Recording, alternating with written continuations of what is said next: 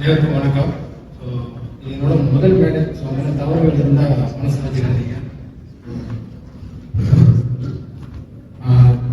பேச வாய்ப்பு கிடைக்கும் எதிர்பார்த்து வரல. ஸோ நான் வேடிக்கை பார்க்க தான் வந்தேன். ஸோ ஆனால் பேசுறீங்களான்னு கேட்டாங்க. சரி, இதில் ஐயாவோட அந்த நினைவில் எனக்கு என்னோட பங்கு ஒன்று இருக்கும்னு ஆசைப்பட்டேன்.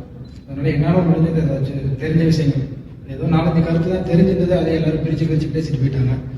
என்ன பேசுறது, என்னோட நினைவு சரியாக இருந்தால் ஐயாவோட முதல் படம் 16 வயதில், அதுதான் அவங்களோட முதல் படம்.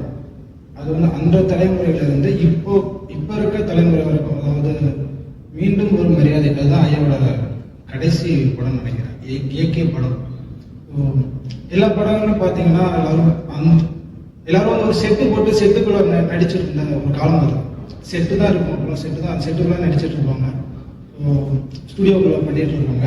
அப்படி இருக்கும்போது இங்கே வாங்க, அதோட அழகான என்னகிட்ட அதோட ஒரு அழகான ஒரு உலகம் இருக்கு அப்படின்னு சொல்லி கிராமப்புறங்களில் அழைச்சிட்டு போய் அந்த கிராமத்தோட அழகை எல்லாருக்கும் வெளிச்சப்படுத்தினாங்க.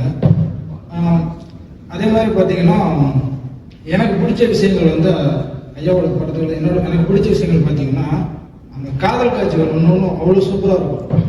அந்த ஒரு நெருக்கம் இருக்காது, அவங்க பார்வையிலே அந்த காதல் எனக்கு ரொம்ப பிடிக்கும்.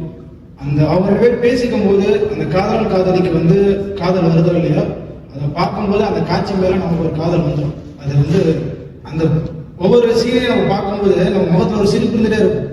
போற படத்துல அப்படி ஒரு பார்த்துட்டு இருப்போம். அப்புறம் நம்ம ஒரு மாதிரி சிரிச்ச முகத்தோட அந்த படங்களை நம்ம பார்த்துட்டு இருப்போம். அப்படிப்பட்ட காட்சிகள், அதெல்லாம் ஒரு நினைவுகள்.